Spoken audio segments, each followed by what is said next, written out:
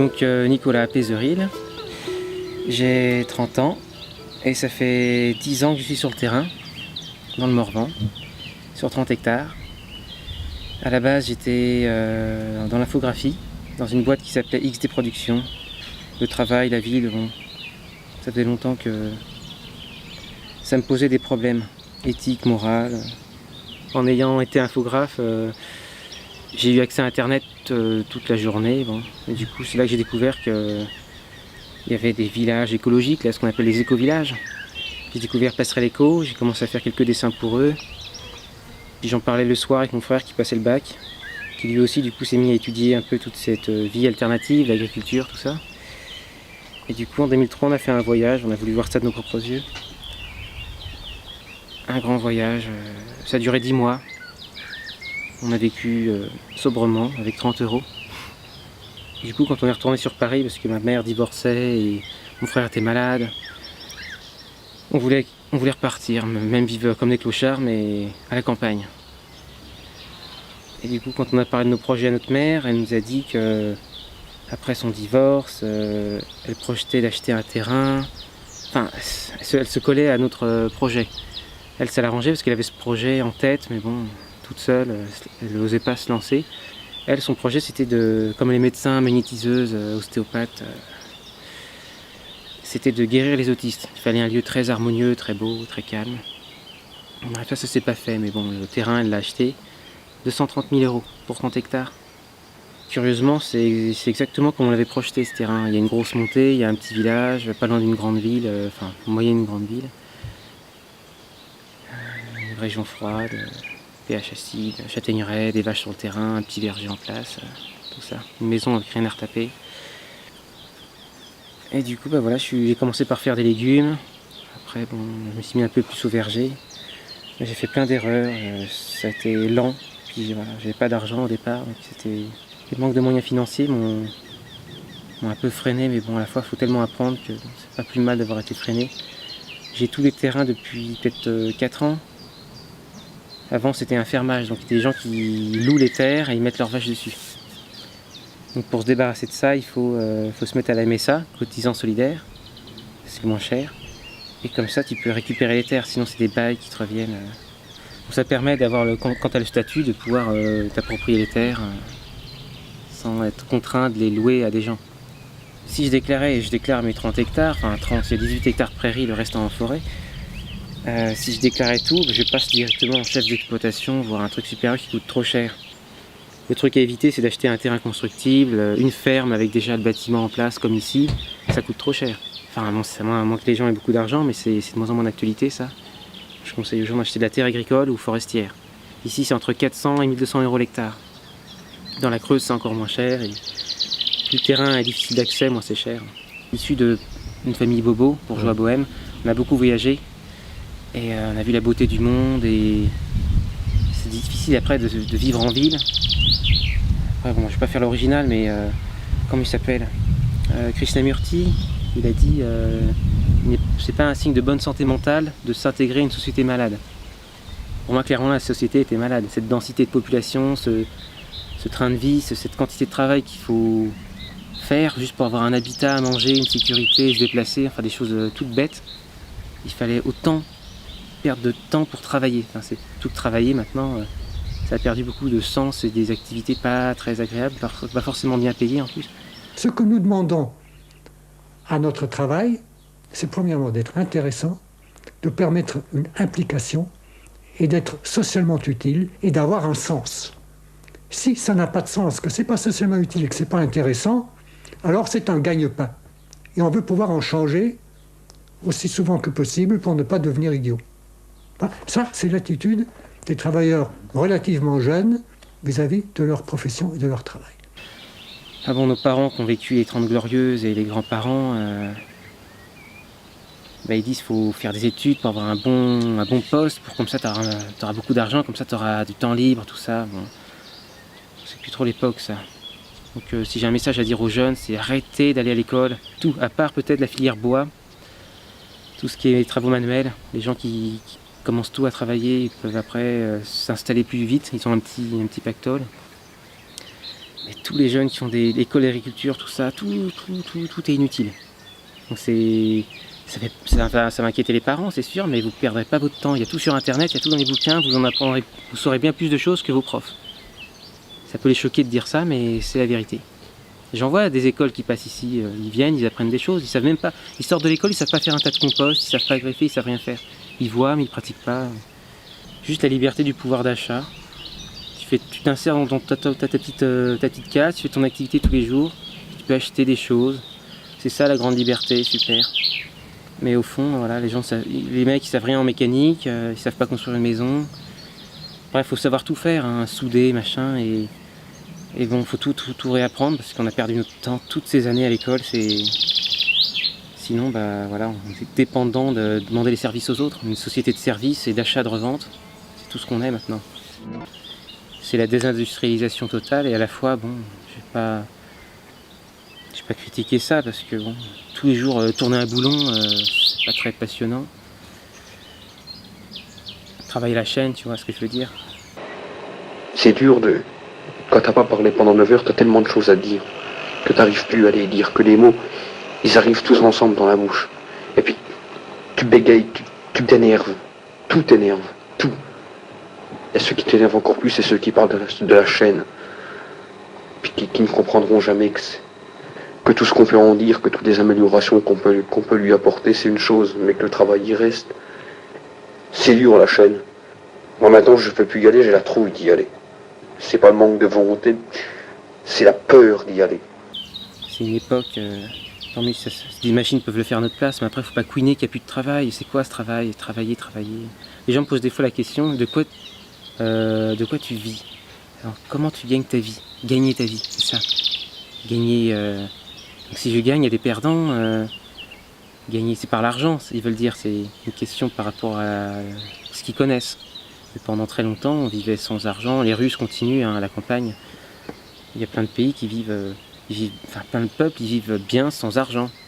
Comme demandait un mec en Amazonie, dans les pays tropicaux, comment tu gagnes ta vie? Ça n'a pas de sens. Dieudonné en fait un sketch d'ailleurs. C'est les premiers habitants de la forêt équatoriale, les pygmées. Ben, je te renseigne, si ça t'intéresse pas, tu rentres chez toi. Ils sont dans la forêt depuis 100 000 ans, les mecs. Déjà, tu te dis, il y a un problème. 100 000 ans dans la forêt, il y a bien un week-end, normalement, tu te tires. Non. Franchement, j'ai discuté avec eux. Non. Aucune conversation, les mecs. La forêt, tout le temps, les herbes. Non, non. Ils n'ont aucun pouvoir d'achat. Ça les intéresse pas. Et du coup, bah oui, il faut un peu d'argent au départ, peut-être même beaucoup. Ça dépend à quelle vitesse tu peux aller. C'est sûr avec de l'argent, mais bon, tu fais des grosses erreurs. Si tu as beaucoup d'argent, que tu as peu de connaissances, tu gaspilles ton argent dans des trucs qui...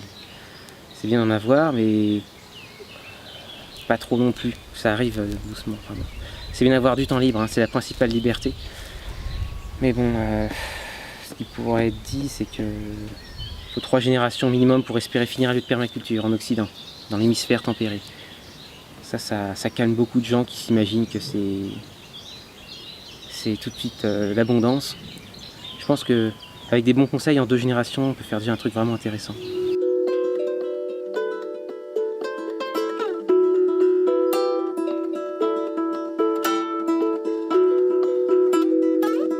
C'est clair que les gens, quand ils s'installent à la campagne, ils font toujours la même chose. Même en gros, alors il y en a un des deux qui bosse dans les couples. Alors ils commencent à faire un potager au lieu de faire un verger. Alors ils font des légumes, après il faut les ramasser, les cuisiner, les stocker, machin. C'est déjà énormément de temps qui est brûlé. Et puis après ils se rendent compte avec les années qu'ils n'ont pas planté assez d'arbres, du coup ils plantent seulement tard, puis ils vont acheter des arbres en jardinerie à 25 € de l'arbre. Puis ils attendent, ça pousse pas, machin. Ils se rendent compte que le pommier finalement, ils ont planté quasiment que des pommes, pas comme moi au départ. Si tu tailles pas, puis c'est très alternant, c'est un gros piège la pomme. C'est bien d'en faire, mais il faut plutôt miser sur autre chose en priorité. C'est bien de faire des légumes, s'entraîner toujours, mais de manière homéopathique, s'entraîner pour les maîtriser, chacun d'eux. En cas de problème, faire un énorme potager, toujours avoir des graines et des plants à multiplier, des légumes vivaces à s'approprier. C'est bien de faire du vivace et aussi de l'annuel, parce que l'annuel il est gros. Il est goûtu, le vivace il est potentiellement un peu plus fibreux, petit.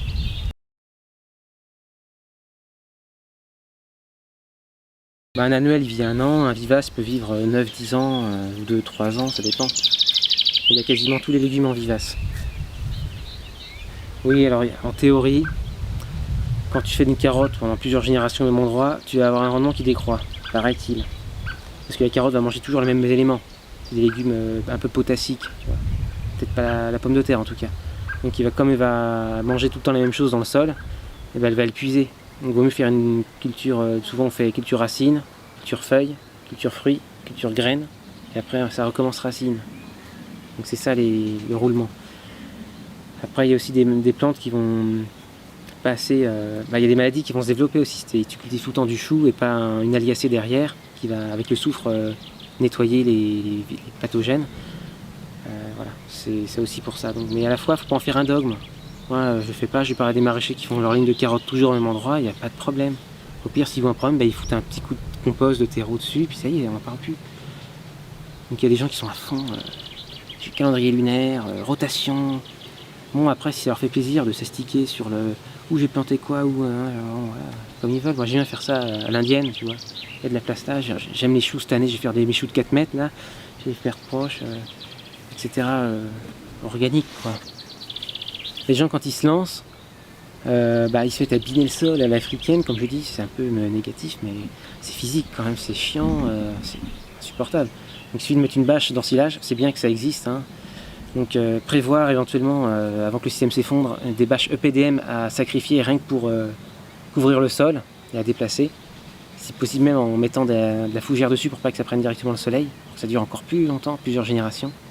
Parce qu'une bâche d'ensilage, elle va se décomposer en 3-4 années, si elle est tout le temps au soleil à faire son travail.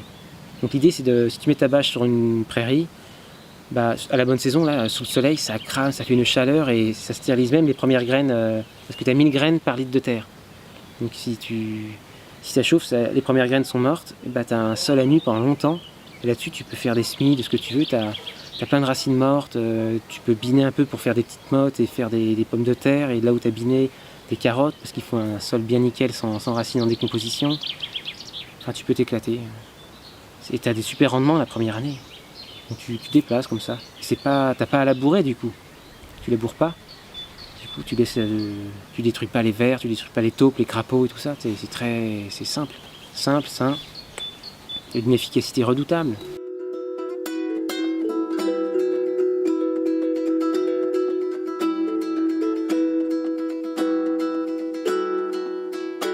« 75% des végétaux cultivés ont disparu. » Après FAO, là, Food and Drugs, machin. Une plante sur 5 a disparu dans le monde à cause de l'agriculture conventionnelle.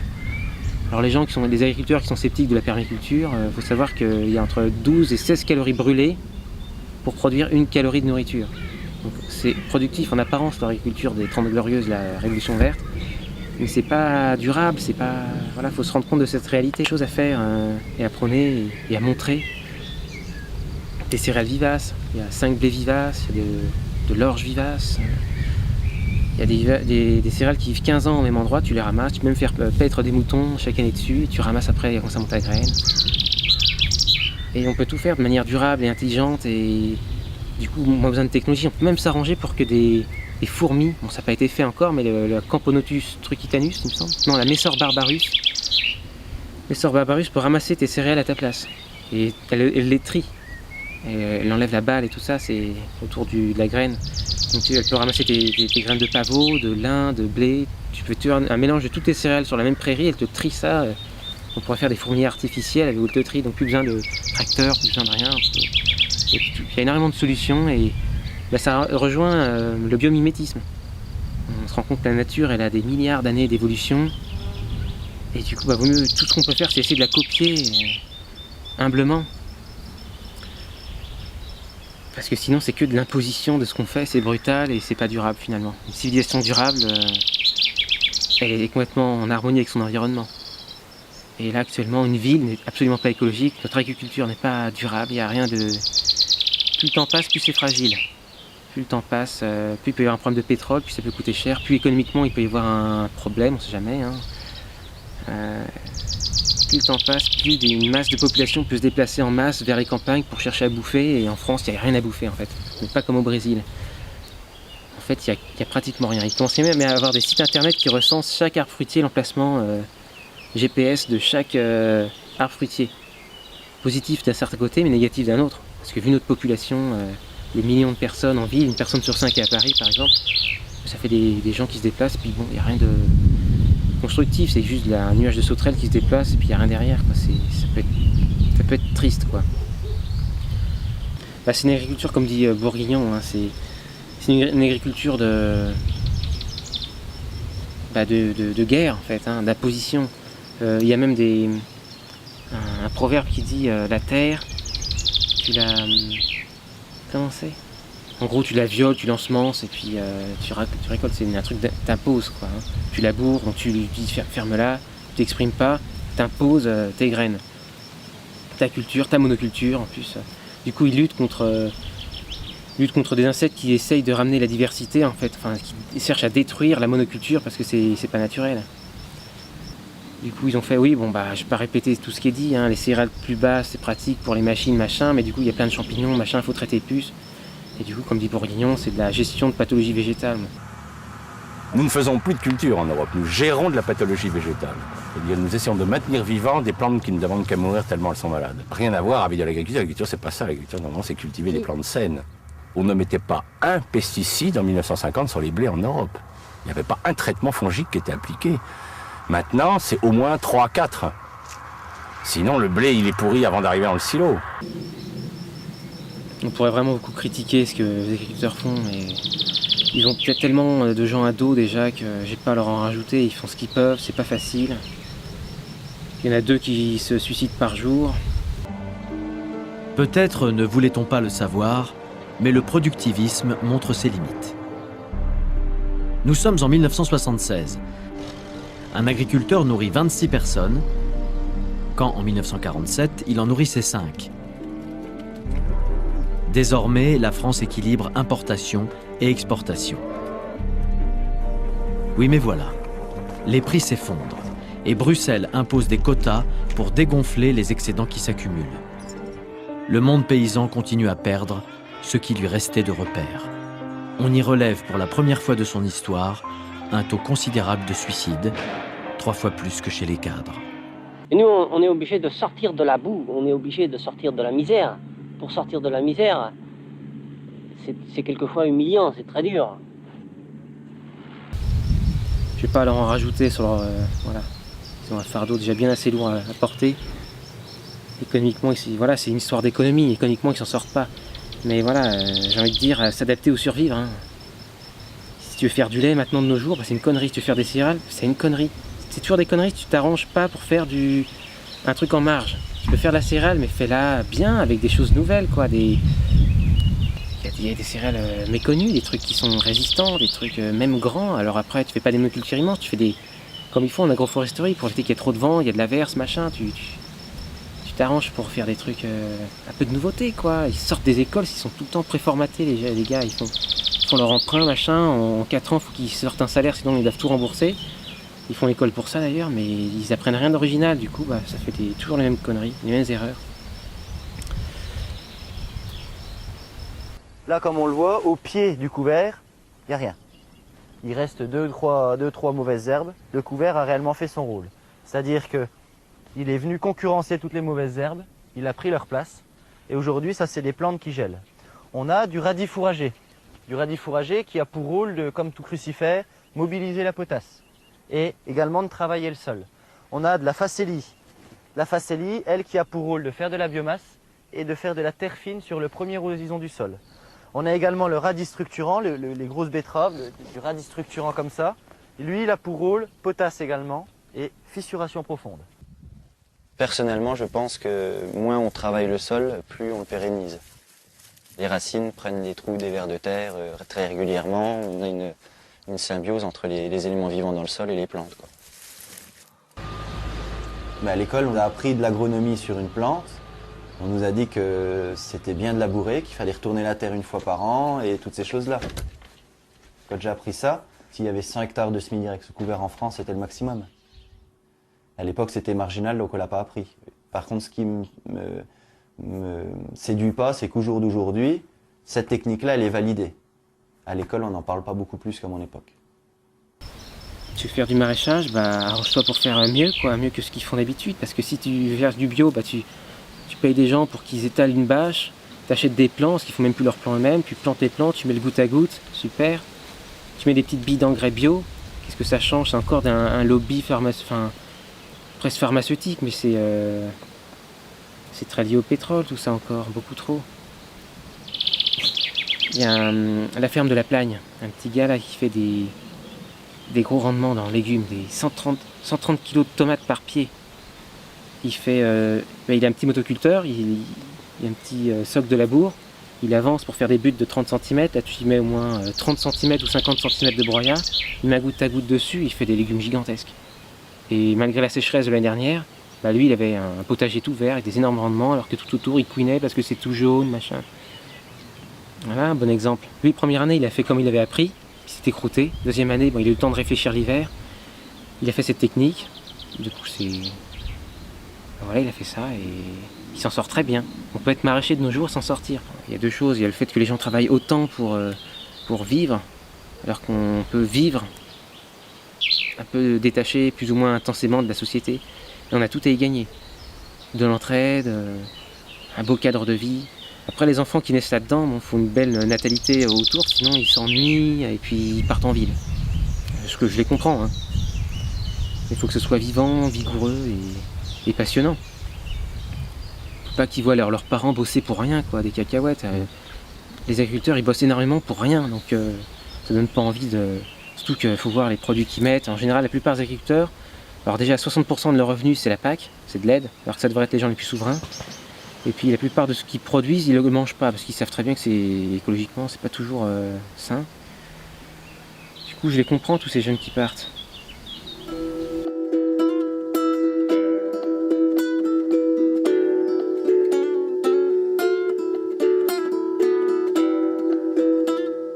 Ce que je conseille pour faire de la permaculture de manière vraiment efficace, il y a deux bouquins presque indispensables. Le premier, c'est Edible Forest Garden, tome 2. Avec des tableaux à la fin qui dit le type d'enracinement, où ça peut pousser, le pH du sol, l'humidité, si ça peut pousser en clairière, tout ça, toutes les parties comestibles, le nom latin, tout ça. On ne trouve pas ailleurs. Et sinon, les plantes tapissantes de David Mackenzie, édition du Rouergue. Du coup, ça permet de faire un beau sous-étage, parce que souvent les gens font ça à la fin, on ne voit pas trop, parce qu'il n'y a pas trop de lieux qui ont de l'âge en France. Par Emilia Haslip ou Maria Sperring, une des deux. Elle a 2-3 étages. Sinon, oui, il faut au moins 15 ans pour faire une forêt, quoi. Faut garder quand même L'humain, il aime bien vivre en lisière, donc que soit dégagé. Donc il faut pas vivre en forêt, quoi. On est fait pour vivre en lisière. Et dès que c'est caché, tu fais une forêt fruitière, bien dense, avec si possible des petites clairières.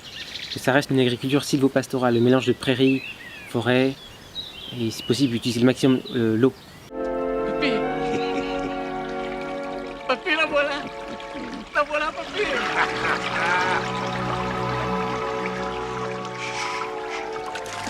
Oh, la mer, elle est glacée, dis. Holzer, l'Autrichien, dit qu'il faut 10% de son terrain en eau pour espérer avoir un effet au niveau microclimat et au niveau luminosité. Il faut savoir que quand le soleil tape sur l'eau et que se réfléchit sur les nuages, des nuages c'est de la vapeur d'eau, ça fait aussi un effet loupe.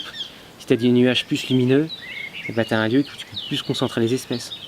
Sepp Holzer savait que pour les fermiers, l'eau avait un rôle à jouer plus important que la seule irrigation. Il se rendit compte qu'elle pouvait compléter ses propres méthodes de permaculture. C'est pourquoi j'essaye de mettre l'étang d'eau au vent et d'utiliser la chaleur de la lumière autant que possible. J'essaie de créer des puits de lumière. Le soleil brille sur l'eau qui reflète la chaleur. Ainsi, j'ai un double bénéfice, l'humidité et la chaleur. Donc ça compte, c'est des petits détails comme ça à prendre en considération. Aussi quand il gèle, la masse d'eau elle reste à 0 degré. Bon, sauf au Canada où si tu as 3 mètres d'eau, tu as 3 mètres de cubes de glace. Mais sinon, en dessous de la glace, il gèle pas. Donc c'est à 0 degré. Donc quand il fait moins 20, bah, tu as une masse thermique à 0, du coup tu peux soulever la coulée d'air froid. Si tu veux faire des légumes, il faut de la flotte, clairement. Et c'est pareil pour les arbres, hein. Si tu as l'eau, c'est clair que ça pousse. Au Maghreb, ça pousse 10 fois plus vite, donc il faut la chaleur. Si l'enracinement, il se fait par la transpiration des plantes. Si la plante ne respire pas, il n'y a pas d'enracinement. Donc ça racine l'hiver, malgré tout, les caducs, parce que ça respire aussi par le tronc. D'où l'intérêt d'enlever le lichen. Même si c'est mignon, c'est beau, la mousse, tout ça, bah, tu auras plus d'enracinement l'hiver si tu as une écorce toute propre.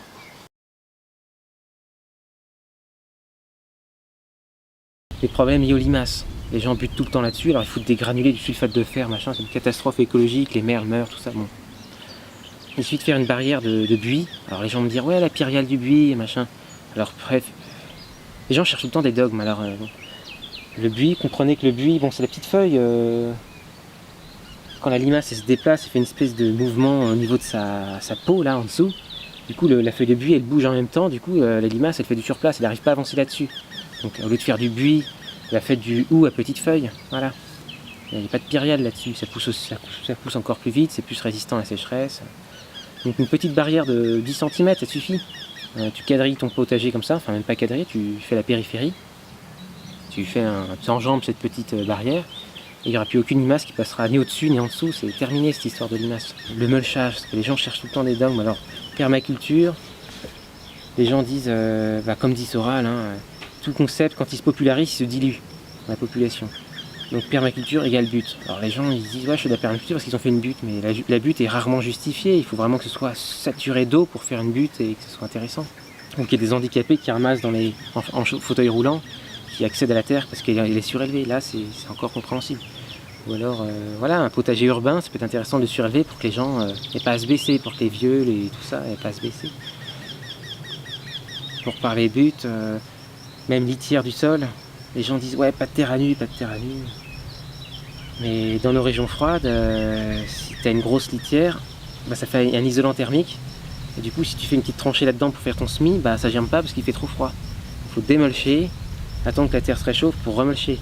L'idéal étant de mettre une plante tapissante, bien dense mais facile à détruire avec un enracinement gringalet, comme la Cymbalarium muralis, la Véronique et tant d'autres. Tu mets un petit coup de sarcleuse, ça te fait ta ligne, et puis tu sèmes là-dedans, et puis c'est le temps de germer, puis ça repousse entre, puis c'est terminé, il n'y a plus de litière à mettre, il n'y a plus 21 cm de broyat, enfin de BRF précisément, ça équivaut à l'humus qu'une forêt aurait mis 100 ans à produire. Comment ça s'appelle, Evelyne Le Terme, qui est liée au Conservatoire végétal d'Aquitaine. Il a découvert qu'au lieu de planter un arbre, tu le poses sur le sol, et tu recouvres du broyat autour, tu mets un tuteur, et tu gagnes 30% de croissance en plus. Le manque d'oxygène, c'est la principale entrave à l'enracinement. Évidemment, quand il est dans le broyat, il y a vachement d'oxygène. C'est très humide et il y a plein de champignons. Et il y a plusieurs phénomènes qui font que l'arbre pousse. Bon, il y a l'humidité, l'oxygène, mais cette histoire d'azote, bon, déjà, il y en a beaucoup dans l'atmosphère. Je ne sais plus le pourcentage d'azote qui est dans l'air. Mais en plus, quand un champignon se développe, il dégage plein d'auxines, des hormones de croissance aussi. Et toute racine qui pousse génère aussi des auxines. Donc, si tu prends des graines germées, prends l'eau des graines germées, tu arroses tes semis avec, c'est plein d'hormones de croissance. Des hormones de bouturage, on pourrait dire aussi. Il y a aussi 37% de l'humidité du sol peut être captée par le mycélium. Capté, et puis 70% de l'humidité du sol peut être retenue par une bonne litière. Donc tout ça fait qu'on peut se passer d'un goutte à goutte. Ouais, alors l'azote c'est tout ce qui est vert, et le carbone c'est tout ce qui est marron en gros. Donc l'azote c'est bien pour les légumes, hein, les arbres aussi, mais des fois si tu boostes trop tes arbres, après tu as des problèmes de pucerons, un excès de croissance, tu as du coup une tige trop longue, trop diluée dans sa vigueur, du coup elle est plus molle, plus tendre et plus sucrée. Alors que si elle lutte, elle peine, bah, elle sera toute coriace, toute dure, du coup moins attaquable. Après, trop d'azote aussi, bah, ça peut brûler. Hein. L'excès d'azote, ça peut tuer une plante. Et un excès de carbone, ça peut créer une fin d'azote.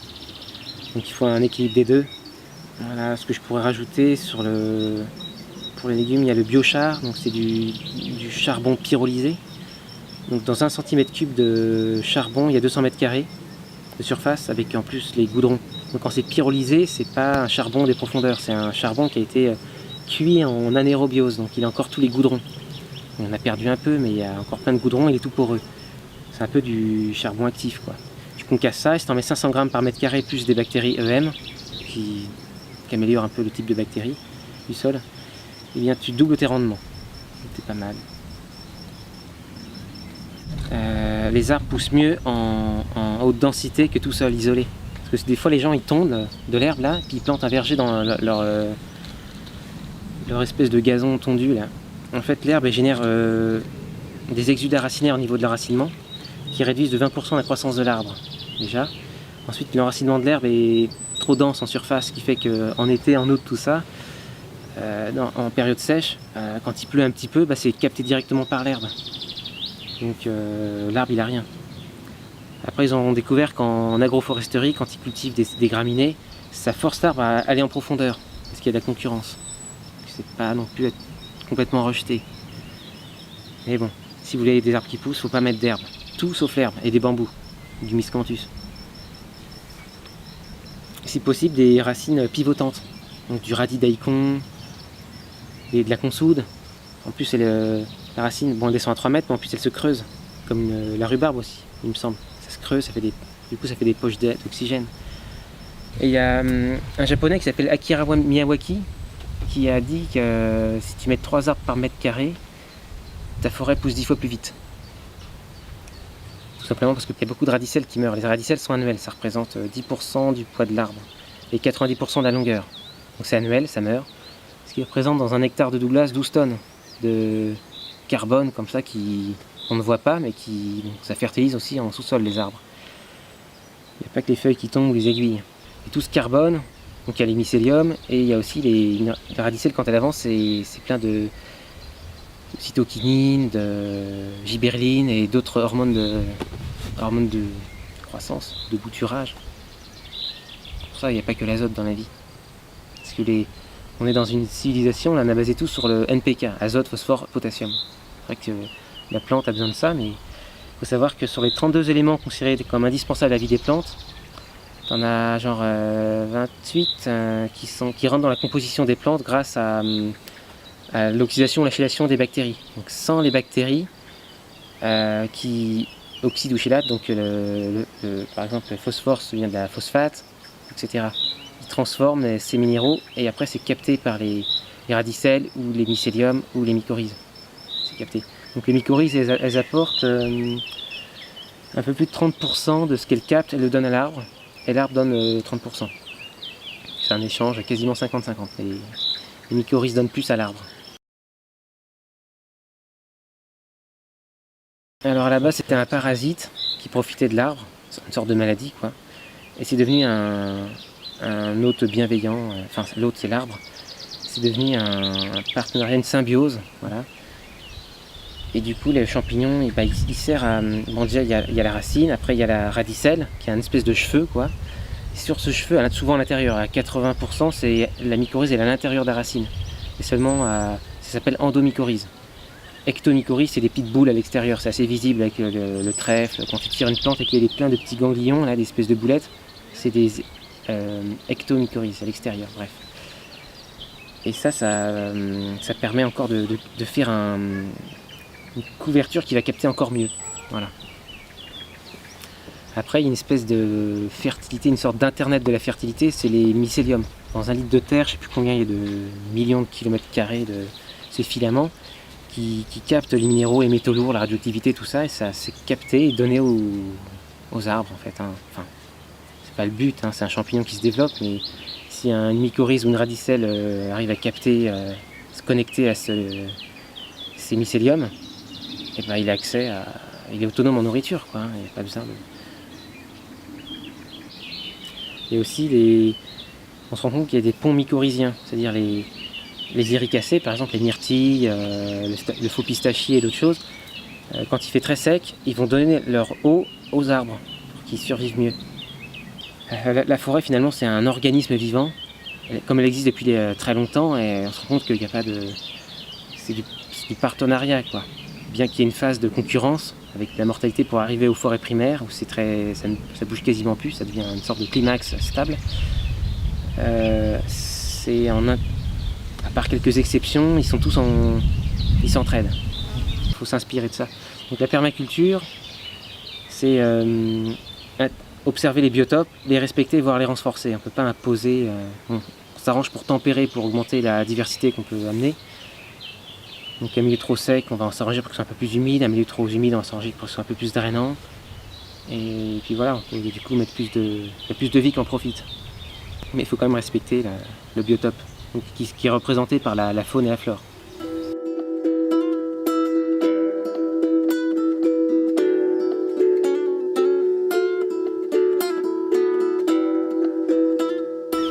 Alors, quelle que soit votre bourse, dans un premier temps, il faut me contacter pour l'accès à la terre. Si vous avez manqué d'argent en tout cas, sinon vous faites ce que vous voulez, vous pouvez acheter du terrain constructible. Après, bon, je peux dire quand même quelques petits trucs. Il y a un étang, tu peux faire ta maison dessus, elle n'existe pas en fait. Si tu mets un bateau dans un champ, pareil, ça n'existe pas. La maison n'existe pas. Ou la maison sous terre, elle peut dépasser 70 cm de haut.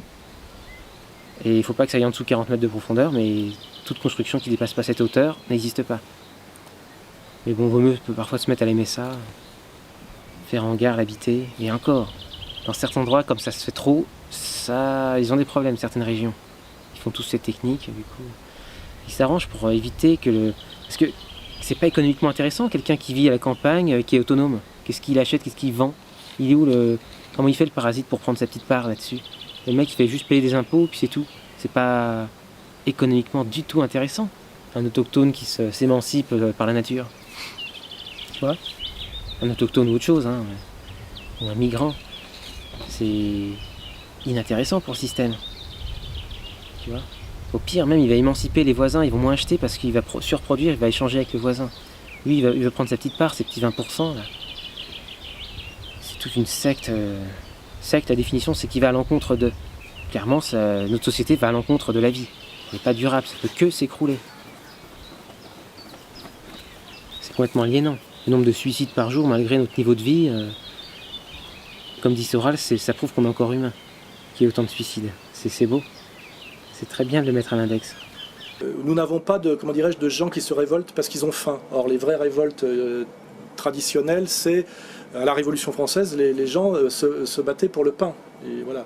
Nous avons en fait aujourd'hui des gens qui sentent qu'ils sont dans une période de régression en termes d'acquis, d'ailleurs objectif et subjectif, hein, niveau de vie, mais aussi qualité de vie. Il ne faut pas oublier ce critère fondamental de la qualité de vie. La sécurité, l'air, la nourriture, le temps de transport, l'habitat, qui sont souvent d'ailleurs des critères très peu étudiés par les sociologues d'État. Je pense que le niveau de vie peut monter et la qualité de vie baisser, par exemple. Ce n'est pas du tout incompatible. Donc on a des gens qui sont assez dépressifs, on le vérifie, les Français sont les plus gros consommateurs du monde d'antidépresseurs, il faut le savoir. Un fort taux de suicide, notamment dans les corps constitués, la police, chez les productifs directs qui sont la paysannerie. Il ne faut pas oublier on peut se passer de tout sauf de paysans. On peut se passer de traders mais pas de paysans, il faut le savoir. Les conseils. Alors il y a des techniques, une fois que vous avez accédé au terrain, il faut construire une maison la moins chère possible. On va pas se mettre. C'est fini l'époque où on fait des maisons en tuiles ou en parpaing, ça coûte trop cher. Donc vous achetez du super adobe, des gaines ou du Hertzbag ou des Hertzship, vous vous débrouillez avec ça, il faut un bon véhicule pour ramener tout ça. Vous remplissez de terre, vous achetez du béton, de la sable, de la chaux, de l'argile, je sais pas. Vous enduisez, et puis vous avez votre maison en dôme, machin. Vous pouvez faire des maisons en chaume aussi, parce que le plus cher finalement c'est la toiture. Donc, une maison en chaume c'est très joli, le végétalisé c'est très durable, c'est bouillant, c'est caché. Ça peut être en goudron en bâche EPDM.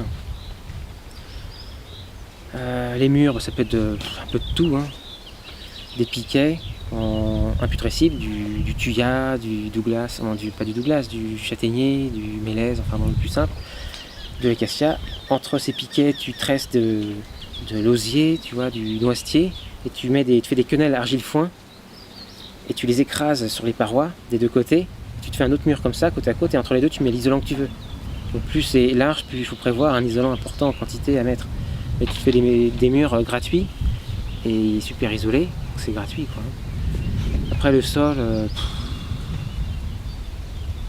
ils vendent pour l'instant des Des planchers à 3 €, hein, chez des fois Brico Dépôt, tout ça.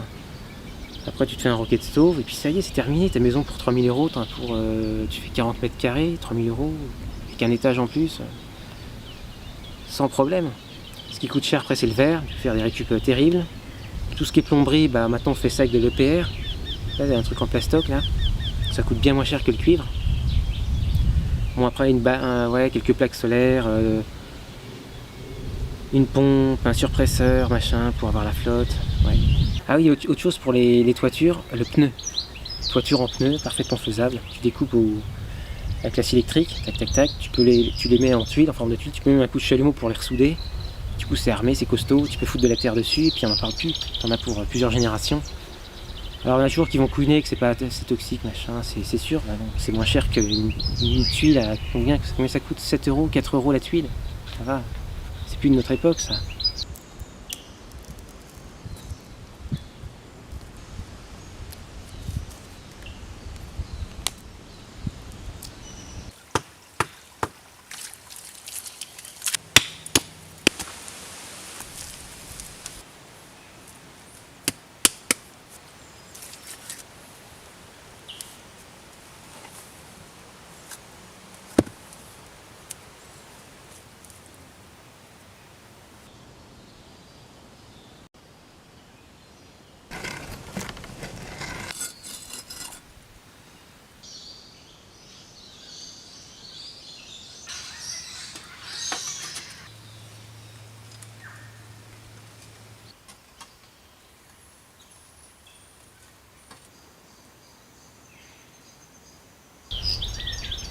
La chaux vive coûte moins cher que la chaux machin, c'est quand même 12 € le sac, mais bon, c'est pas énorme. Hein.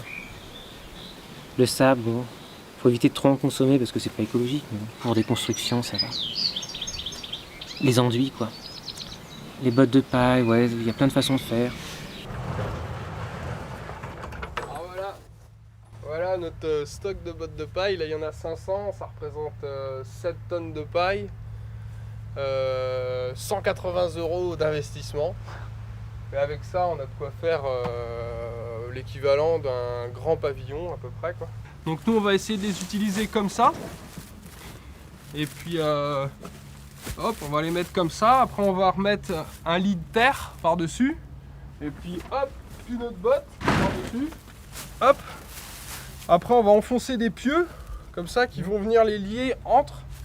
Puis les guider, en fait ça fait un peu une construction provisoire où ça danse quoi.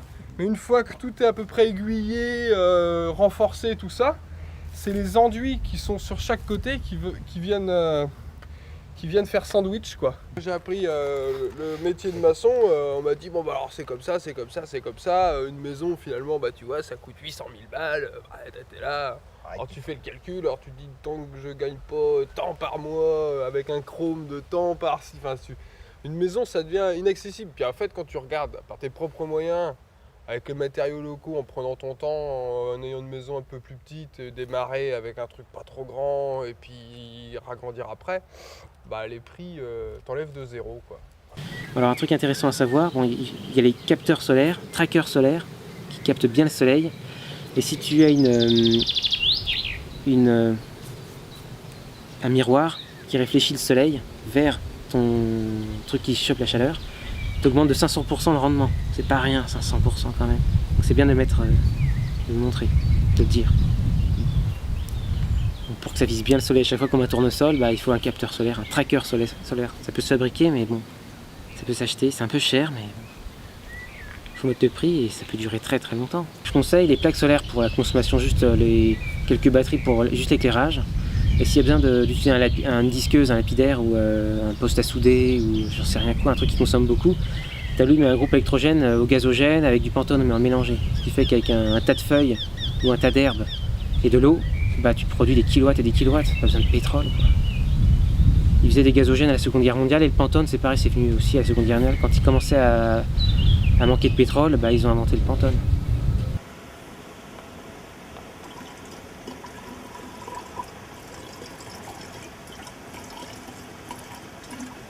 Alors donc on voit bien la délimitation, hein. Essence et puis eau. Hein.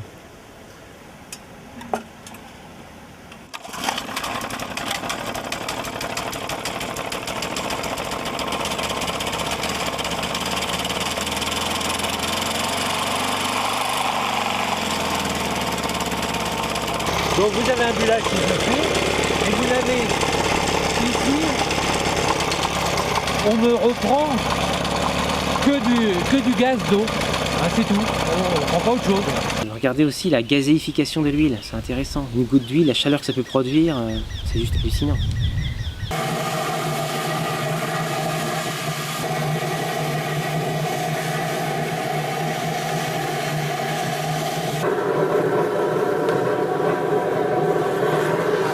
Parce que là, on est en sur-gaspillage. C'est clair qu'une denrée sur 5 finit à la poubelle déjà, au niveau nourriture. On a de quoi nourrir 20 milliards d'êtres humains avec actuellement ce qu'on a. On dit, oh, on est trop nombreux, machin. Ils veulent nous réguler, c'est des Malthusiens tous. En fait, on est juste extrêmement mal organisés. On a mis notre confiance à des gens qui s'arrangent pour que les choses finissent sur le long terme, s'approprient les pouvoirs, la nourriture, l'énergie, machin, puis ils dispatchent dans plein de petits travaux plus ou moins inutiles. God damn it, an entire generation pumping gas, waiting tables, slaves with white collars. Advertising has us chasing cars and clothes, working jobs we hate so we can buy shit we don't need. We're very, very pissed off. Mais les gens veulent du travail, ils cherchent pas le sens de la vie finalement, ils veulent un travail, c'est tout ce qu'ils veulent. Non, un gars intelligent, je pense qu'un niveau au-dessus de ce qu'on cherche par rapport à la durabilité, pas facile à manager, et Dieu sait, Dieu sait que si tu veux, pour nous, là, c'est le cœur du système. Je serais tenté de dire, les gens pas faciles à manager, s'ils ramènent du résultat, c'est pas très grave. Hein. Ouais, mais malgré tout, il faut qu'ils rentrent dans un système. On se dit, mais qu'est-ce qu'il faut faire finalement aujourd'hui pour arriver à trouver un emploi? Jusqu'où doit-on aller? On serait prêt à non pas vendre n'importe quoi à n'importe qui, mais prendre n'importe quel job pour vivre. Ils vous offrent un job. Si vous dites oui, qu'est-ce que vous leur emmenez? Une commerciale très enthousiaste et qui ramènera du chiffre. Aujourd'hui, les salariés, c'est un petit peu du bétail.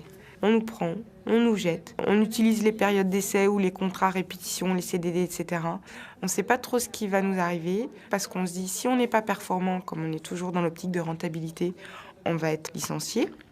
Je pense qu'on vit dans un monde de désenchantés. C'est une erreur, il faut plutôt chercher le sens. Se sacrifier pour du sens, pour que finalement on ait une vie qui a du sens, c'est pas du travail aliénant, quoi. C'est quoi cette vie là? Moi j'ai rejeté ça en bloc, je pouvais pas m'intégrer. Rien que le travail tous les jours, le même trajet, j'ai déprimé en ville. Bon là, si t'as le terrain pas cher, tu te fais du coup des grosses économies. Si t'as la maison pas chère, c'est pareil. Du coup l'investissement tu le fais dans les outils. Ça te fait gagner du temps.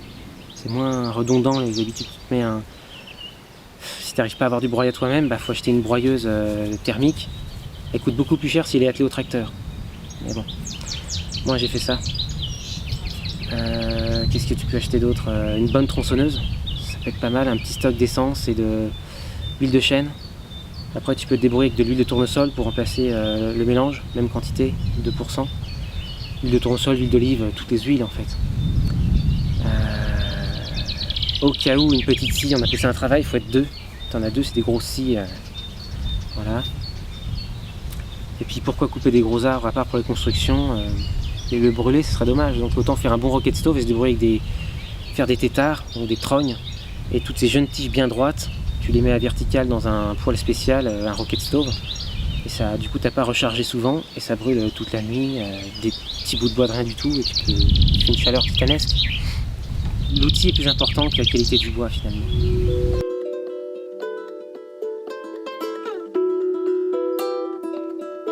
Alors après, qu'est-ce qu'il y a comme investissement à faire? Pas grand chose, un peu de grillage pour les poules, machin, faire un poulailler bien protégé avec un parcours qui peut se déplacer, électrique. Pour ça, t'as pas à avoir plusieurs poulaillers fixes sur lesquels tu transvases et tu cultives des plantes pour que ça puisse gratter.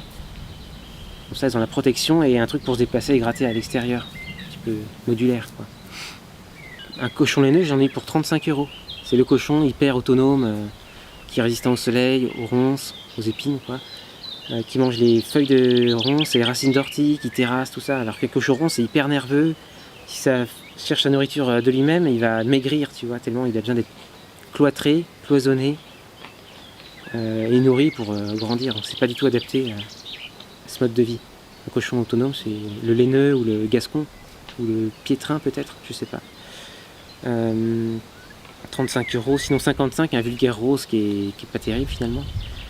Un canard déjà bien adulte, bien lancé, c'est 6 €. Un lapin, c'est dans les 5-6 €. Donc je rappelle qu'avec 2, tu peux en faire 80 dans l'année. Un mâle et une femelle. Si tu gardes la première portée et qu'elle se multiplie dans l'année, tu en as 80 en tout. Il signifie qu'à partir d'un seul couple de lapins, un éleveur moderne peut obtenir dès la fin de la 3e année une production mensuelle de 500 lapins. Ce technicien affirme qu'un élevage qui dépasserait 5000 têtes deviendrait un danger public. Car à partir de 1000 mâles et 5000 femelles, l'éleveur se trouverait submergé par un flot de 30 000 lapins dès le premier mois, qui dépasserait 200 000 à partir du 6e et 2 millions par mois à partir du 10e. Toute une province et peut-être tout un pays en serait réduit à la famine et à la mort. Vous croyez? Après, en mouton, je conseille la solognotte, qui mange les feuilles de ronces, qui est un peu comme une chèvre, c'est la version chèvre du mouton. Tu n'as pas les désavantages de la chèvre qui peut faire des bonds de 4 mètres si ça rebondit sur un arbre. C'est beaucoup moins malin, c'est beaucoup plus facile à vivre. Et du coup, elle se contente de pas grand chose niveau bouffe. Elle te défriche. Et en plus, elle fait une chair de qualité. Bon, il n'y a pas grand chose à manger, c'est maigrichon, mais c'est une bonne race bien résistante. Bien choisir les races, ouais. Comme pour les légumes, les arbres fruitiers, il faut bien cibler et pas se planter, sinon bah, tu perds du temps, de l'argent, tu perds des années. Tu vois quoi d'autre comme bestiole? Je conseille pas les vaches. Hein. Les chevaux, ça sert pas à grand chose, bien qu'il y en a qui sont à fond. Bah, l'âne, c'est bien facile à vivre, mais ça accouche très mal. Enfin, c'est délicat l'accouchement chez les ânes. En plus, c'est très discret, donc tu sais jamais si c'est enceinte ou si c'est en gestation ou pas. Et l'accouchement est assez catastrophique, j'en ai perdu plein. Les mâles, ils s'ennuient s'ils bossent pas souvent, donc ils se mettent à bouffer des pierres. T'as la sablose, ils crèvent. J'en ai perdu 2 comme ça. Parce que c'est pas adapté. Normalement, les ânes, c'est des troupeaux de femelles et des mâles qui gravitent autour. Du coup, si tu me les mélanges ensemble, bah, c'est pas adapté, quoi. Ils sont nerveux, et ils s'ennuient, tout ça. Bon. Un âne, c'est fait pour être utilisé. Il se sent utile, il est content, il se sent intégré, un peu comme un humain. Faut vachement.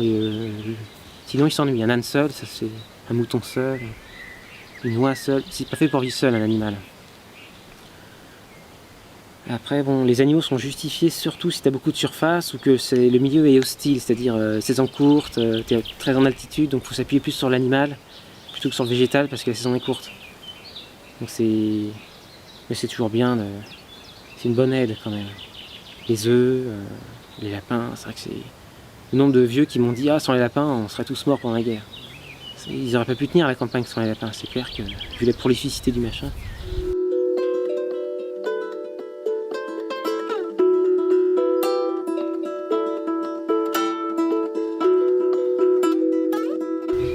Alors pour tout ce qui est arbre fruitier, il faut prendre tout ce qui est pépinière grossiste tant qu'elles existent, acheter des porte-greffes seulement, donc par centaines, du pommier, du cerisier, ça dépend ce que vous voulez comme vigueur. Plus vous avez du nain, en général, plus ça produit vite. Le damil pour le cerisier, c'est pas mal parce qu'il vit assez longtemps comparativement à sa mise à fruit rapide. Un pommier, si vous voulez du très très vigoureux, vous prenez du Bittenfelder. Si vous voulez du très nain, très vigoureux, qui donne des fruits très vite, vous prenez du Pajams, en évitant le M9. Vous pouvez prendre aussi en vigoureux du 109, M109. Pareil, c'est par les racines. Ça se bouture par contre, tout ce qui est un nom bizarre comme ça. M106, M109, P80. Tu coupes, tu plantes sa racine. Bon, c'est illégal, mais bon. Parce que tout est breveté, mais je vous le dis, tu coupes, tu plantes sa racine, tu greffes, t'as les fruits vite. Par contre, le pommier, c'est traître, pas oublier ça. Soit il faut attendre que tu sois très vieux, 30 ans, soit il faut tailler à fond, il faut freiner la sève pour que ça fasse que du bourgeon à fruits. Après, il faut tailler, faut pas qu'il y ait trop de fruits. Alors, c'est vraiment chiant, quoi. Qu'est-ce qu'il y a d'autre? Donc, du porte-greffe à fond. Énormément, même plein de plantes inutiles, du frêne, tout ce que vous pouvez trouver en nature, de l'aubépine. Surchargé, il y aura moins de problèmes de cervidés. Sinon, il faut faire des clôtures qui coûtent cher, 1,70 m minimum. Le cervidé peut sauter, puis il ne bouffe que tes rangées d'arbres. Donc si tu te fais une forêt fruitière, il faut clôturer à fond ou super densifier. Faut limite pas pouvoir passer le bras dedans tellement il y a d'arbres. Et tu passes juste pour tailler, pour éviter que ton cerisier se prenne de l'ombre. Parce qu'il y a des plantes qui aiment plus ou moins... qui supportent pas l'ombre, comme le cerisier, le noyer, l'abricotier peut-être, le goyavier. Au lieu de faire des monocultures de pommiers, on pourrait mettre du poirier espacé, donc ils sont pas tout le temps au soleil, mais ça pousserait pareil. Et ça produirait bien plus, par exemple. Hein. Puis en sous-étage, on pourrait encore rajouter d'autres choses. On peut faire 7 étages végétatifs. Donc c'est long à mettre en place, mais c'est super productif. Hein. Parce que si par les pommes, par exemple, les gens vont se dire je vais semer, machin. Tu as une chance sur 1000 d'avoir une pomme intéressante, à moins de faire de la pollinisation manuelle. Donc tu prends les pistils, tu pollinises les étamines, et tu ensaches la fleur, tu as un fruit, et tu vas semer cette graine qui sera du coup en hybridation exactement des 2 variétés qui t'intéressent. On pourrait faire des pépinières à base de pépins en faisant de la pollinisation manuelle. Ça prend le temps, machin, c'est pas très... C'est un peu primitiviste, c'est pas comme je te dis du bouturage qui est beaucoup plus rapide, où tu te passes de la greffe carrément. Donc sur une aubépine par exemple, ça vit environ 800 ans, c'est résistant à la sécheresse, ça a un enracinement très facile à vivre, ça a des petites épines sur le tronc quand on les laisse vider, et tu peux greffer 10 fruitiers différents dessus. Donc il y a le cormier, la rognard, les choses que les gens connaissent pas ça. Le sorbier, sélection fruitière pour humains, les poiriers, les nachis. Tu peux mettre des pommes, mais il faut mettre un petit intermédiaire en général. Des poires par exemple. Tu mets poire après pomme. Un mélanchier, neflier, nefle du Japon aussi. Donc nefle d'Allemagne, nefle du Japon. Qu'est-ce qu'il y aurait d'autre? Des aubépines fruitières et d'autres choses. Tu fais du clonage d'une espèce, d'une variété qui t'intéresse, sur un arbre déjà en place qui a des racines. Ou une bouture, mais qui a déjà des racines. Bien que. J'ai déjà greffé des variétés sur du M106, et j'ai planté, ça a raciné. Donc j'ai greffé un bâton que j'ai planté dans le sol en gros, et qui a raciné, et c'est parti. Il y a des plantes qui se bouturent, d'autres pas. Mais bon, tout peut se bouturer, ça dépend de comment tu... Il faut connaître l'époque, il faut connaître l'hormone de bouturage, il faut connaître le milieu de culture. Tout est multipliable, même le noyer, le chêne.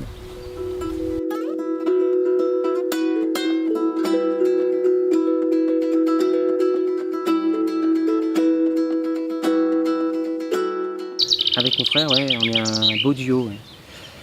On est presque 2 opposés. Ça a été un gros moteur dans ma vie. Il m'a défriché la permaculture au départ parce que tout était en anglais.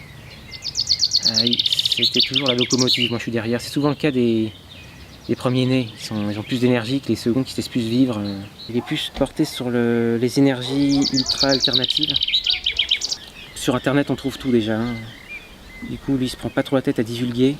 Surtout que c'est une technologie dangereuse. Mais si vous voulez regarder, ça s'appelle le rotoverté. Rotoverteur, rotoverté ça se dit. C'est une technologie à base de résonance. Il est plus dans l'esprit. Du coup il va étudier à fond. Et puis après pour mettre en pratique ça va être long, difficile, il va peiner parce qu'il faut l'argent, il faut trouver, il faut attendre que ça vienne. Du coup il ronge ses nerfs, c'est très très dur, je comprends. Même s'il me parlait de ses avancées, j'ai fini par être sceptique avec les années. Tu vois? Alors qu'il était quand même aux premières loges de ses découvertes. Donc il a un rendement x10. Avec 1000 watts il récupère 10 000 mais il peut faire plus. Hein. C'est une histoire de bobine après, une bobine torique.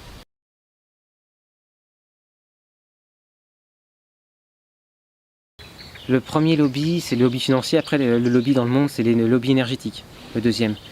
Donc c'est extrêmement ficelé, extrêmement...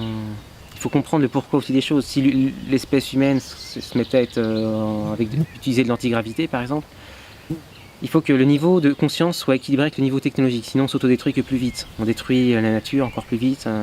Les peuples qu'on considère comme primitifs ne sont pas plus en arrière que nous. C'est un autre choix de développement. On se demande pourquoi les Aztèques n'avaient pas la roue alors qu'ils avaient des calendriers pas possibles, des techniques hallucinantes. Eh bien, peut-être qu'ils ne voulaient pas avoir la roue, parce qu'ils connaissaient la roue, ils avaient des jouets avec des roues, mais ils ne l'utilisaient pas, qu'ils ont bien conscience que leur survie dépend de la nature, et que s'ils se mettent à perturber les limites de l'écosystème, ils risquent de périr. Donc les gens, si en un quart d'heure ils se retrouvaient le bout de la planète, ils auraient leur résidence secondaire, ils auraient quoi, 15 résidences secondaires, peut-être plus. Il y aurait des maisons de partout, ce serait peut-être une catastrophe écologique. Il faut que le niveau de conscience soit au niveau même niveau que la technologie. On est nombreux, donc on va faire du dégât. On est un peu comme un virus, donc on deviendrait encore plus virulent si on avait une technologie plus puissante.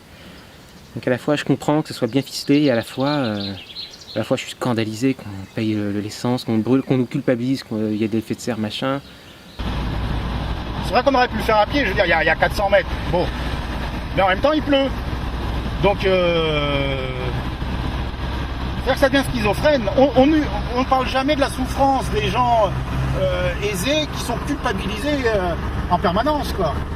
Bon, bah, j'ai envie de prendre ma voiture pour aller au tabac. Il y a 400 mètres à faire alors qu'il pleut.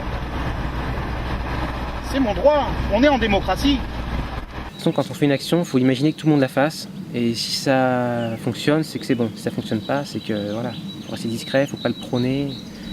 L'énergie libre, c'est un truc, pas trop le dire. Le rotoverté, il y a des problèmes de résonance. Ça crée des failles spatio-temporelles, ça crée des portails, et du coup, bah, c'est une sorte de pollution, ça peut être très grave. Donc c'est pas le truc à dire, bon je le dis, parce que bon, on trouve des plans sur internet, il y aura des sceptiques, il y aura des chieurs, qui étudient, qui verront qu'il y a tout. Il y a plein de machines surunitaires. Après, tu peux le breveter, mais puis t'es arrivé plein de problèmes, quoi. Beaucoup de gens se suicident, vont à l'asile. Il y a un bouquin qui s'appelle Savant maudit, chercheur exclu. Pas mal. On voit la vie de ces gens-là. La vie de Tesla, la vie de Schauberger. C'est pas rose, c'est pas rose. C'est pas un hasard. C'est névralgique. Une civilisation, faut qu'il y ait un lien avec la nature et le lien avec la technologie, hein, les deux. Je suis pas pro-technologie, hein. Mais il faut un minimum de... Plus on produit en quantité, moins on a besoin d'empâter sur le milieu naturel, d'impacter. On prend moins de place. Il vaut mieux faire du concentré, de la très haute technologie en petite quantité, bien précise, bien spécifique, et que les gens n'aient pas à porter les choses. Après, c'est des choix. Si des gens veulent porter à dos d'âne, voilà, c'est leur choix. Ils font des communautés de mormons. Je suis pas contre. Libre à eux. Mais bon. C'est bien d'avoir l'électricité, mais bon, faut pas la payer à ce prix-là. Enfin, tout est payant, tout est cher. Du coup, il faut travailler. Enfin, c'est un cercle vicieux et insupportable. Nos modes de vie sont insupportables. J'ai un ami qui est pro, enfin un peu dans le type, ça s'appelle, il y a plusieurs termes, les primitivistes. C'est-à-dire ils sont pas contre la technologie, mais il faut pouvoir totalement la réparer, la maîtriser. Donc tu l'achètes, puis après tu te détaches de la société parce que tu l'as, puis tu peux la réparer toi-même, tu es autonome, quoi, en autarcie avec ta technologie. Donc ils font des vélos en bambou, ils font des trucs comme ça. C'est bien, il faut pas cracher sur... voilà, je suis pas manichéiste, hein, il faut de tout, mais je suis moins porté vers les hautes technologies.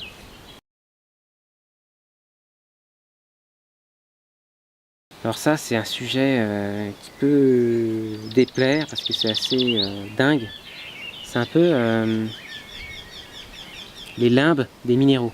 Ils ne sont pas encore densifiés dans un minerai spécifique, ils sont encore sous la forme éthérique, semi-éthérique. Là, tu arrives à capter des minéraux morts-vivants en gros. C'est moins sexy de dire comme ça, mais... Donc comment faire? Soit tu mets de la trop haute tension dans l'eau, donc c'est dangereux.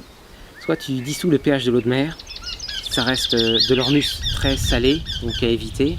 C'est ça la solution saline que j'ai, que j'utilise pas du coup. Sinon le mieux c'est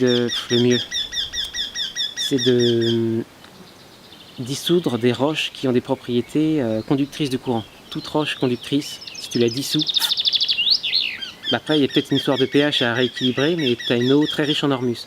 Donc c'est très lié au tout ce qui est colloïdal, c'est des nanoparticules. Donc quand on dit colloïdal, c'est en général tu prends genre une pièce de cuivre, plutôt d'argent, tu mets une batterie 12 volts, tac tac, tu mets plus ou moins, tu fais une électrolyse, tu mets ça dans de l'eau, ça fait des petites bulles, puis après ça fait une espèce comme de l'encre qui se dilue, et puis ça fait du coup de l'eau enrichie en nanoparticules d'argent. Et très utilisé il y a des années, il y a très longtemps comme médicament. Il y a des doses à respecter, il ne faut pas en manger trop, sinon tu deviens bleu toute ta vie. Mais ça peut être un style intéressant. Hein. Avatar, ils sont beaux, les Navi, là. Nabi, je sais plus comment ils disent. Bref. Donc l'ormus, comme c'est pas un minerai spécifique, une électrolyse du cuivre ou d'un truc spécifique, donc tu fais pas un truc colloïdal spécifique, c'est l'ensemble des minéraux. Et du coup, l'arbre, il a juste à vouloir quelque chose et il l'a. Donc si tu vaporises sur un noyer d'1 an, il fait déjà une fructification dès la première année. Tu as la croissance et la fructification, c'est assez dingue. Il y a une autre façon de faire, c'est un ruisseau qui passe dans un tube PVC dans lequel tu fais un trou avec une petite membrane plastique ou du tissu pour éviter que l'eau passe trop de l'autre côté. Et à l'opposé de ce trou, tu mets un aimant. Donc il est à l'extérieur. Hein. Tu l'enduis même de cire d'abeille pour pas qu'il rouille, parce que c'est très toxique un aimant néodyme par exemple. Parce que l'ormus est très réactif au magnétisme. Donc s'il est poussé, surtout vers au niveau de la petite membrane, donc ça sera plus facilement, parce que ça se téléporte en fait. Quand tu as cette poudre que tu mets sur une balance, le poids bouge constamment, parce que tu regardes au microscope, tu la vois, hop ça disparaît, hop ça réapparaît, enfin, c'est instable en fait. Et donc c'est instable, c'est semi-éthérique. Donc je répète, un ruisseau qui passe dans un tube PVC dans lequel tu fais un trou avec une petite membrane pour pas que l'eau s'échappe. L'avantage c'est que c'est moins épais, donc plus facile pour l'ormus de passer à travers une petite membrane qu'une grosse, c'est pour ça. Et à l'opposé de ce trou, derrière le tube PVC, je vais faire comme ça, le trou par là, et derrière l'aimant. Tac. Et derrière tu mets un récipient, et naturellement il y a une espèce de poussière qui va s'accumuler là. Ça s'appelle de l'ormus. Ça c'est la plus belle façon de faire parce que tu as la poudre, c'est pas mélangé à de l'eau. Donc là tu peux la mettre sur une balance et voir que ça bouge constamment, c'est la classe. Tu peux en manger, tu fais des super rêves, tu t'augmentes éthériquement. Il n'y a pas de problème de quantité là, tu ne deviens pas tout bleu. Bah, soit tu vaporises sur les... si tu as des petites quantités, tu vaporises quelquefois sur les feuilles. Et tu auras des rendements déjà assez intéressants, ça va être assez choquant. Sinon tu déposes cette poussière au pied d'un arbre et il va se débrouiller avec. Et d'année en année, si tu en mets, ça grossit encore. Donc je mettrai peut-être des photos, parce qu'ils enlèvent ça sur internet, les photos de tout ce qui est lié à l'ormus. C'est un peu lié aussi à tout ce qui est découverte sur l'orgone, le prana, l'éther. William Reich a découvert que le métal attire et repousse le prana, l'orgone et tout ça, l'éther. Et l'organique n'attire pas mais le fixe. Donc si tu fais des couches, des empilements de métal organique, ça fixe, ça attire et fixe. Ce qui fait que tu as un accumulateur d'orgones et les plantes autour poussent très fort. C'est un peu lié aux grenades saintes, tout ça, qu'on appelait ça les orgonites. Donc les Canadiens, à un moment sur un site, ils avaient fait une parcelle avec ou sans orgonite et tu voyais bien la différence. Parce que comme tu as du carbone, le plexiglas ou le sucre, et du métal, ça fait comme un accumulateur d'orgones. Donc c'est clair que plus tu mets des petites... ça pourrait être une sorte de nouvelle agriculture de faire ça. C'est vrai que c'est pas juste du sucre et des déchets de métaux, des poudres métalliques. Voilà, tu te fais un engrais éthérique. Tu as besoin de faire de l'engrais matériel. Parce qu'il y a plein de problèmes de faire du carbone, la terre noire, tu récupères que 10% de ton tas, enfin c'est beaucoup d'efforts quoi, de faire un andin, alors que là tu captes ce que la plante capte naturellement, tu lui donnes, voilà, c'est comme si ton poireau il faisait 15 mètres de haut, donc il capte, parce que plus tu t'éloignes de la planète Terre, plus tu peux capter du plus, la Terre reste le pôle moins, donc la plante ne monte pas que pour la lumière. Si tu mets un fer à béton à la cime d'un arbre, il paraît que si tu mets ce fer à béton de la cime de l'arbre jusqu'à une prise de terre, tu la relis. Donc prise de terre c'est possible au sud et dans une tourbière, c'est bien humide, ça fait une bonne prise de masse. Et au moment où tu branches les deux, l'antenne et la prise de terre, toutes les fonctions vitales de l'arbre cessent instantanément de fonctionner. Il n'y a plus de respiration, de circulation de sève, il n'y a plus rien qui fonctionne. Donc c'est plus important que tout le reste en fait. Dans les pays scandinaves, ils ont découvert pourquoi ça poussait à la même vitesse que quasiment dans les pays tropicaux, malgré une activité bactériologique et fongique du sol inexistante au printemps. Ils ont découvert que c'est des régions du monde particulièrement touchées par les aurores boréales, ce qui fait qu'il y a un magnétisme dans l'air, tout ça, qui fait que ça pousse très bien. Donc on peut faire une agriculture quantique, mon frère se rapproche de ça aussi, avec t'as les dragons blancs qui vendent pour 1000 € une technologie de la luminothérapie. Donc c'est une machine qui t'envoie des lumières qui est connectée à plein de composants, une cinquantaine, et la machine est capable de capter avec un quartz, des LED, ce que ton corps absorbe et rejette, et du coup elle te donne que ce que tu captes. Du coup tu guéris de cancer, tout ça c'est vraiment, pour 1000 € tu guéris tes cancers quoi. Et il veut appliquer ça aux plantes, sans rejeter l'aspect chimique, parce qu'il y a des bons côtés aussi la chimique. On peut mélanger le humique et le chimique, il n'y a pas de problème. Il y a des potentiels encore dingues. Voilà, j'évite de dire les trucs qui sont polluants, quoi, dangereux. Sulfate de manganèse, dont José Carmen, ça reste un métaux lourd. C'est bien de voir que ça fait du gigantisme, mais bon... Je le dis quand même, mais bon, ne faites pas, quoi.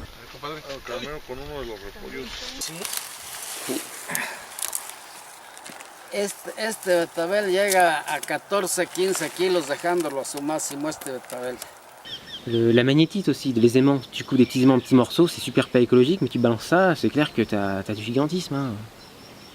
Après, faites l'expérience en petit, voilà, pour les écoles, montrer aux enfants que voilà, il y a quelque chose à regarder ici. L'électroculture, tout n'est pas rejeté.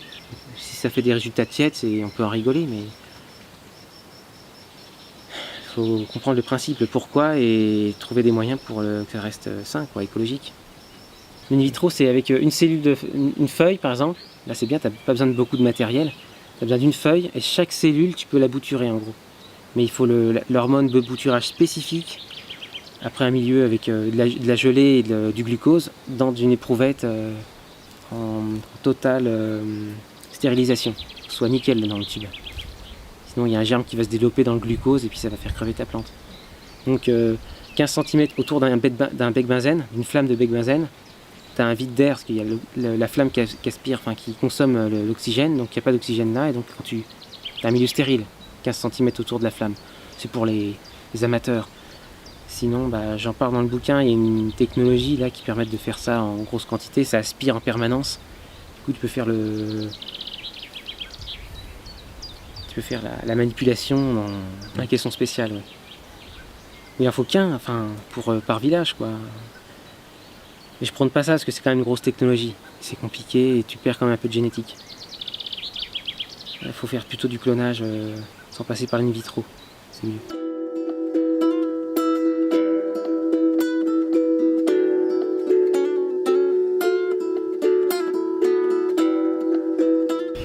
Alors à Cuba, il y a un bon chiffre, ils se sont tapés une grosse crise économique.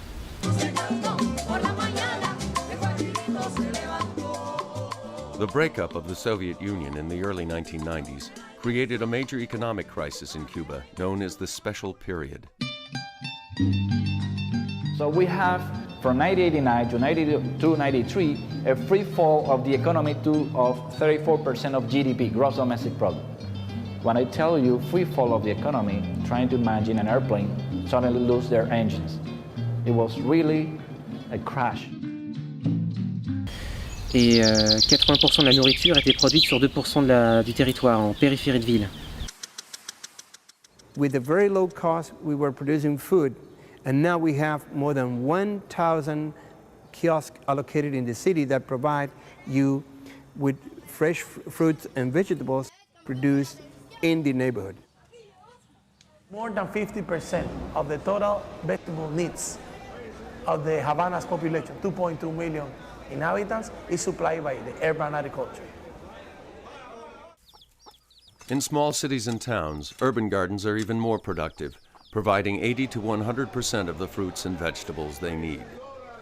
Donc c'est de l'agriculture haute densité. Et on peut très bien continuer à faire tourner les villes sans dépendre de monocultures monstrueuses, abominables. C'est-à-dire que sur la surface de cette table là qui fait quoi, 2 mètres carrés, tu pourrais faire des milliers de plantes tous les 3-5 mois.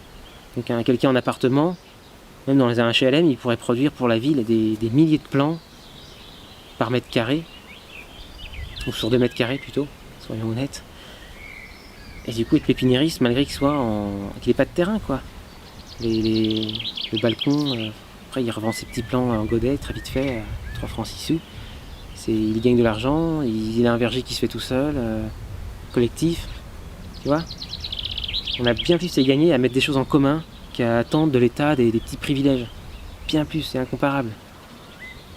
Avec très peu d'argent, on peut se faire une petite clinique, ou une petite piscine, ou une petite maternité, ou une maison pour que les femmes accouchent. On peut s'organiser avec pas tant d'argent que ça pour... on n'a plus besoin de ce système parasitaire au-dessus de nous. C'est trop mal fait le machin, et c'est écologiquement, c'est pas durable le machin. Alors, moi j'attends, je regarde, je me dis ça va se croûter, ça fait 10 ans que je me dis ça va se croûter. Ça se croûte lentement, mais il n'y a pas grand chose qui fait que ça remonte la pente quoi. On voit que des catastrophes écologiques qui s'accumulent. Bref, il y a de quoi être assez dépressif. Donc maintenant qu'il y a internet, c'est clair que cette vidéo, j'y réfléchis depuis longtemps et je me dis que c'est 2 trucs à faire. Il faudrait que je dise tout sur internet et Si quelqu'un peut me devancer sur les nanobulles et l'ultraponie, moi je peux mettre mon conservatoire végétal adapté au froid à disposition. Pour l'hormone de croissance, l'hormone de bouturage adaptée à chaque espèce, je conseille peut-être, hein, c'est une intuition que j'ai eue, quand une graine germe, ça se peut d'une espèce à l'autre, la composition chimique de la graine quand elle germe, elle est différente, elle diffère d'une espèce à l'autre. Normalement c'est le cas.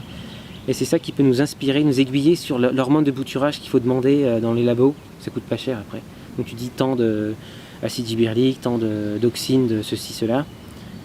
Et une fois que tu as ta formule, tu mets ta bouture dans des petites billes d'argile ou des petits cailloux avec l'hormone dessus, tac, dans la brumisation, les racines. Donc dès que ça racine, pouf, ça pousse dans l'air à toute vitesse. Après, ça peut vite choper une maladie dans l'air. Donc ça tombe vite dans la flotte où il y a les nanobulles. Et là, tu as ton plant qui pousse très très vite, en très peu de temps, tu as un plant très gros. Tu peux revendre pas cher vu qu'il t'a pris cette place en surface. Donc pour moi, c'est la révolution agraire, elle sera basée sur ça, quoi. Partir plus dans le fruitier, un peu dans la légume via, c'est les autres techniques agricoles, culture verticale, etc. Plus de poissons, parce qu'on peut faire quand même 300 kg de silure par mètre cube. Je dis pas que c'est ce qu'il faut faire, mais en cas de survie, pour une ville, au lieu d'attendre que l'État te donne ta petite ration de sucre et de chocolat, machin, tu fais dans un petit cube, mètre cube, peut-être avec le cubi grillagé, là. Tu peux, malgré tout, faire 300 kg de silure. Arugula, watercress, and yellow perch are growing together in greenhouses on a busy street in Milwaukee. It's a promising experiment at a place called Growing Power. The community-based urban farm grows food for local groceries and restaurants. Will Allen runs Growing Power. You get two products in a pretty confined system. If you look at that system, you got food growing up there, and you got food growing on the next level, and down in the bottom you got 10,000, probably more like 9,000 now, but about 9,000 perch. We use the plants to filter out the waste. Right. Plants, soil, and pebbles make natural filters. You got fish on the bottom, you pump water up and let it matriculate through beds and cleanse them back into the systems down below. C'est faisable. Ça et d'autres choses. Il faut se prendre en main, quoi. Ça va se faire, mais il faut le montrer pour que les gens, faut les inspirer. Voilà. Donc pour compléter la première vidéo, j'aimerais préciser qu'on fait des stages 2 fois par mois. Donc soit des stages de 2 jours, soit des stages de 3 jours. Donc entre 160 et 250 €, suivant si ça dure 2 jours ou 3 jours. On fait des visites du terrain tous les premiers dimanches de chaque mois. On fait du goofing aussi pour les chantiers, c'est des chantiers participatifs. Et je conceptualise les projets de jardin-forêt des gens. J'ai écrit un livre, le guide du milieu rural, mon retour à la terre, de Nicolas Fabre. J'ai dû prendre un pseudo parce que j'ai eu une pression de la part de la presse locale, JSL News, pas JSS. Voilà, ils ont dit que j'étais raciste parce que j'ai été publié chez Contre-Culture, je me rapprochais de leur faire, mais du coup, voilà, raciste, fasciste, machin. Vous pouvez retrouver toutes les informations sur le site permaculturemorvan.com.